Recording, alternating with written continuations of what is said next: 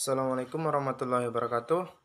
Perkenalkan, nama saya Harjais Maxrorowa, NIM 12007-134, Prodi Perbankan Syariah dari kelas 2D.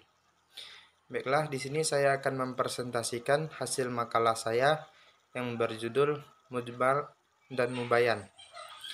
Adapun daftar isi dari makalah saya, bab pertama adalah pendahuluan, 1. Latar belakang, 2. Rumusan masalah, 3. Maksud dan tujuan, dan bab kedua pembahasan, pengertian mujmal, pengertian mubayan, dan contoh mujmal dan mubayan, serta bab ketiga kesimpulan. Baiklah, saya akan masuk kepada bab pertama, yaitu latar belakang. Latar belakang.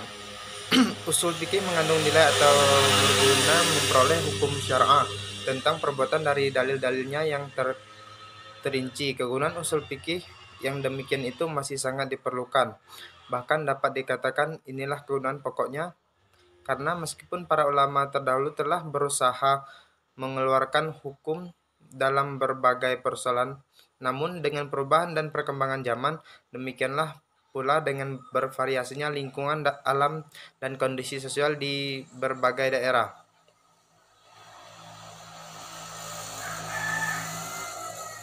Seperti yang dikemukakan oleh Hasyim Kamali, usul fikih mengandung kegunaan untuk membantu ahli hukum dalam memperoleh pengetahuan yang memadai tentang sumber-sumber syariat, metode deduksi, hukum, dan inferensi istinbat. Juga untuk membedakan metode deduksi mana yang paling tepat digunakan untuk memperoleh hukum syar'i bagi masalah tertentu.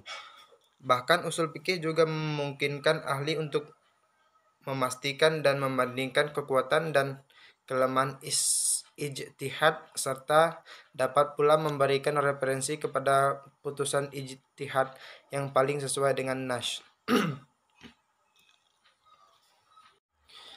Baiklah, sekarang kita akan masuk ke bab 2, yaitu pembahasan. Yang pertama, pengertian mujmal. Secara etimologi, mujmal berarti global atau tidak terperinci. Syafi'i 2007. Menurut Dahlan 1996, secara umum dan keseluruhan atau bisa juga sekumpulan sesuatu tanpa memperhatikan satu persatuannya. Sedangkan menurut istilah, terdapat beberapa redaksi yang diberikan beberapa ahli usul fikih berikut ini. Menurut Hanafiyah dalam Effendi 2005, mujmal adalah lafal yang mengandung makna secara global, di mana kejelasan maksud dan rinciannya tidak dapat diketahui dari pengertian lafal itu sendiri, melainkan melalui penjelasan dari pembuat syariat, yakni Allah Subhanahu wa taala dan Rasulullah sallallahu alaihi wasallam. Sedangkan menurut jumhur ulama usul fikih, mujmal adalah perkataan atau perbuatan yang tidak jelas petunjuknya. Menurut Abu Ishaq al-Shirazi, ahli usul fikih dari kalangan Syafi'iyah, mujmal adalah lafal yang tidak jelas pengertiannya, sehingga memahaminya memerlukan penjelasan dari luar atau al-bayan. Atau bila ada penafsiran dari pembuat mujmal. Selain itu, Al-Bajadwi dalam kitab usul fikihnya mengajukan definisi mujmal, yaitu ungkapan yang di dalamnya terkandung banyak makna, namun makna-makna yang dimaksud di antara makna-makna tersebut tidak jelas atau masih kabur.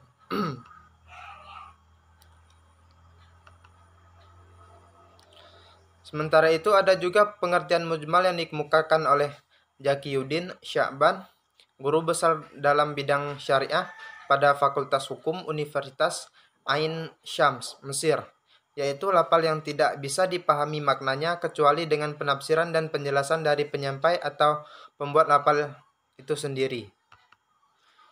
Menurut Naya 2013, berdasarkan beberapa pengertian mujmal, secara istilah di atas dapat dipahami bahwa meskipun masing-masing ahli usul fikih berbeda dalam memberikan redaksinya, namun secara substansi semuanya saling melengkapi dan mengarah pada makna yang sama, yaitu suatu lafal atau ungkapan yang belum jelas dan tidak dapat dipahami. Tidak dapat dipahami maksudnya, dan untuk mengetahuinya diperlukan penjelasan dari lainnya.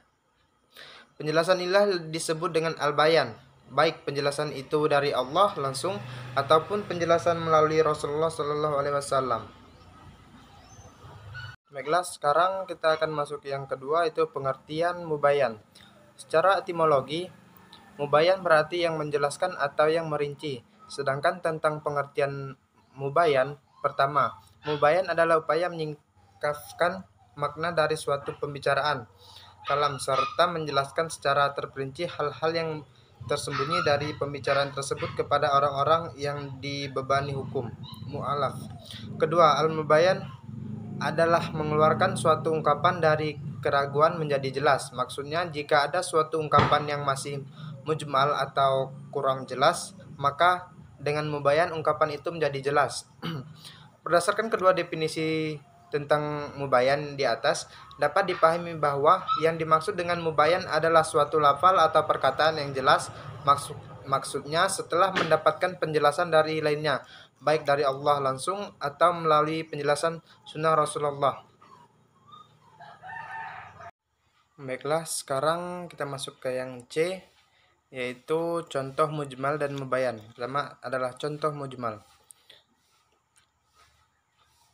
Contoh mujmal, seandainya ada seorang laki-laki yang mewasiatkan sepertiga hartanya kepada para hamba atau budak-budaknya, sementara ia juga memiliki beberapa budak dan juga bekas tuan-tuannya yang telah memerdekakannya, sehingga kemudian orang tersebut meninggal dan dia belum sempat menjelaskan tentang siapa-siapa di antara dua golongan itu yang dia kehendaki.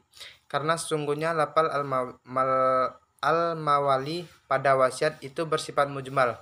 Hal ini disebabkan makna yang dikehendaki salah satu keduanya dan tidak ada jalan untuk mengetahui kecuali dari orang yang bersangkutan, dan ini adalah menurut pendapatnya ulama Hanafiyah. Adapun contoh lainnya adalah surat Al-Baqarah ayat 2 ayat 228 yang artinya wanita-wanita yang ditalak hendaklah menahan diri atau menunggu 3 kali quru.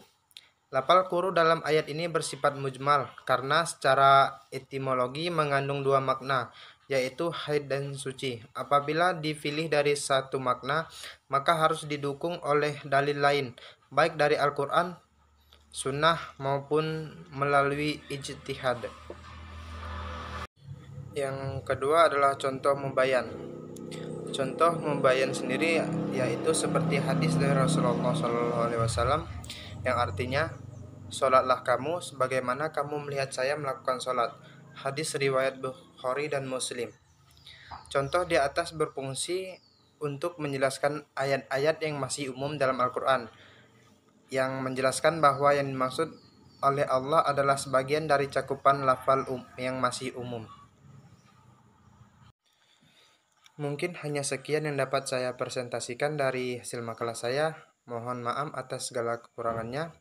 Saya akhiri, wabillahi taufiq wal hidayah. Wassalamualaikum warahmatullahi wabarakatuh.